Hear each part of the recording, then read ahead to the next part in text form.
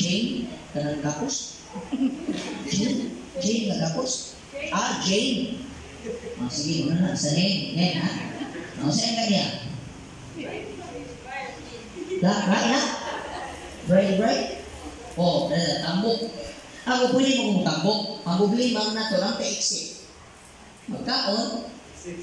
Exit. Ang problema, exit. Balik. Ano yung problema niya? Ha? Nakaka mo mga nag-exit.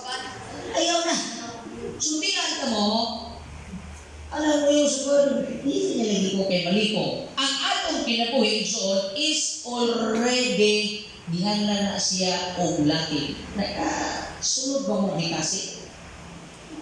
Kung sa'yo pinakaganahan yung mga words sa hikasi, iraya manawari? Ha? Tama na siya hikasi na? Ang pinakaganahan ako, hikasi ba na? Basta na ito. Latitude. Longitude. Ganahan mo. Sugod ito ka. Ganahan kay ko na. Iyon pa rin ko siya kabrira. Latitude, longitude, otitude. Ano na kasi yun? Sugod. Ang atong kinabuhi mga igsunan-sutain ka mo, gisugod na. Kung wa ka mo mahibaw, pahibawon ka mo. Ang balaang kasulatan sa Proverbs, mo may kinabuhi mo. Tuluan ka mo ha. Kanang inyong birthday karon, giplastar yun nagmaayos Ginoo. Kung nataw kag Pebrero, dawatan na lang yun na ulang na. Kami na natawa na kuwang rin. Sorry ha.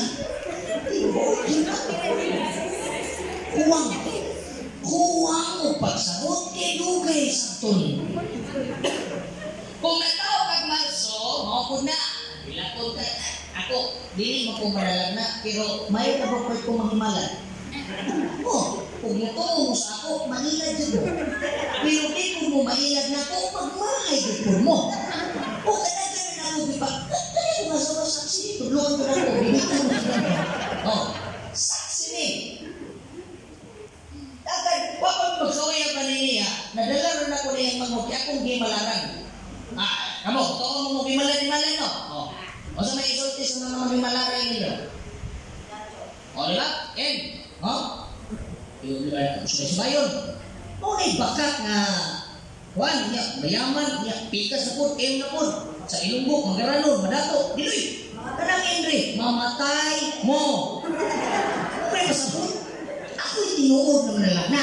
Tanawa, di ba? Letter A na diya tanan niyo ha. Nagre kita na. Ang atong kinabuhi sa Proverbs, subluat na ko para pag-uli niyo sa balay, di kita maglugay. Nilang ng mata.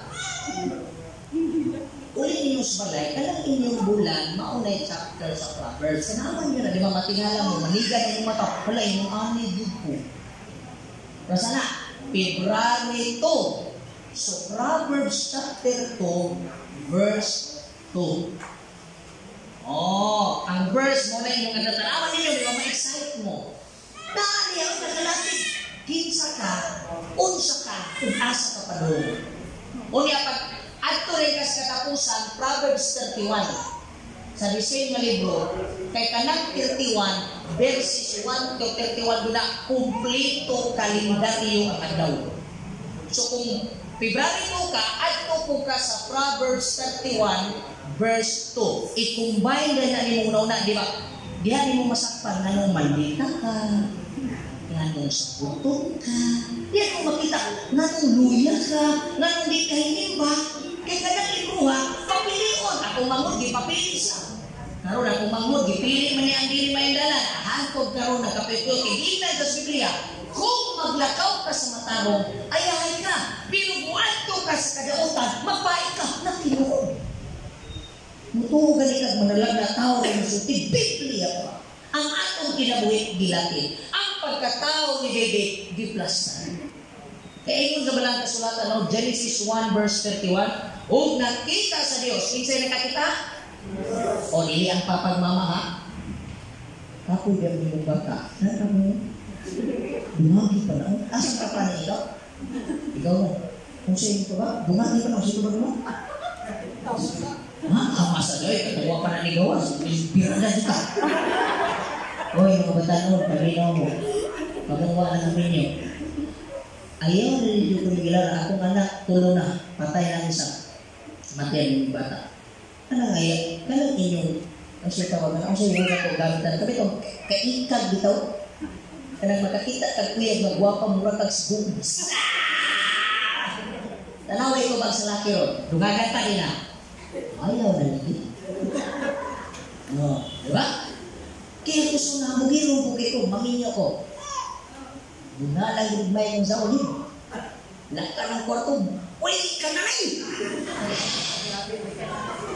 Himuon bitaw na ko na isa kasi mana. Kakaingon ko, gisungong ko. Usaman pasok, isa pa? Una ka mga batanon, ayaw yun ang pagununag ninyo kay ang salami. Popcorn rana. Tama? Isa pa din na. Isa pa mangyulay. Ha? Kaya naman, ang kalami na kung imong pakita nga dalaga pagkakitaw, lami mo nila eh. Hindi na lami ah.